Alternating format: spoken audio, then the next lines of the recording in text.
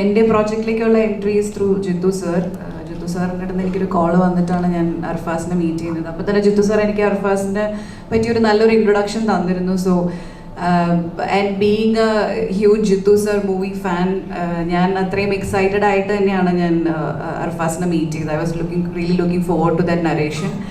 And story കേട്ടപ്പോൾ തന്നെ ഇതിലേക്ക് എന്നെ അട്രാക്ട് ചെയ്ത് അല്ലെങ്കിൽ എനിക്ക് ചെയ്യാനായിട്ട് ഒത്തിരി എക്സൈറ്റ് ചെയ്ത ഫാക്ടർ ഇതിൻ്റെ സ്റ്റോറി ആൻഡ് സ്ക്രീൻ പ്ലേ ആണ്.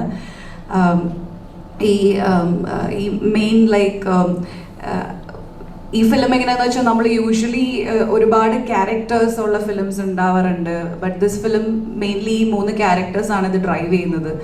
ആൻഡ് അവരുടെ ഇടയിലുള്ള ഒരു ഡ്രാമ, അവരുടെ ഇടയിലുള്ള ഒരു ജേർണിയാണ് ഇതിനെ മുന്നോട്ട് കൊണ്ടുപോകുന്നത്. സോ അങ്ങനെ ഒരുപാട് യുണീക്കായിട്ടുള്ള ട്യൂണീഷ്യയിലുള്ള ഷൂട്ടിങ് ആൻഡ് ഇതിൻ്റെ മേക്കിങ്സ്, ഒരുപാട് യുണീക്ക് ഫാക്ടേഴ്സ് ഉള്ള ഫിലിമാണിത്.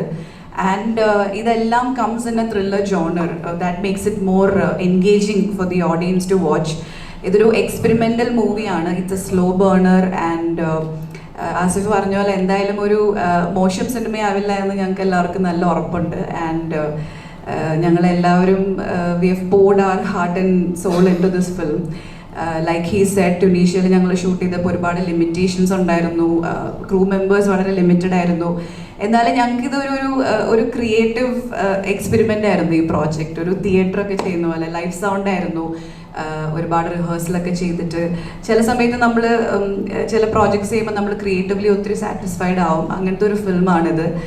And I am very very grateful that I could be a part of this film.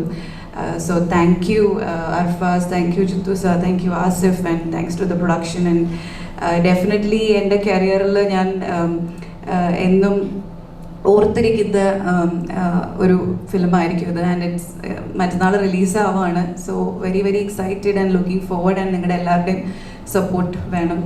So thank you. C27 വിസ്മയങ്ങളുടെ കാണാപ്പുറങ്ങൾ.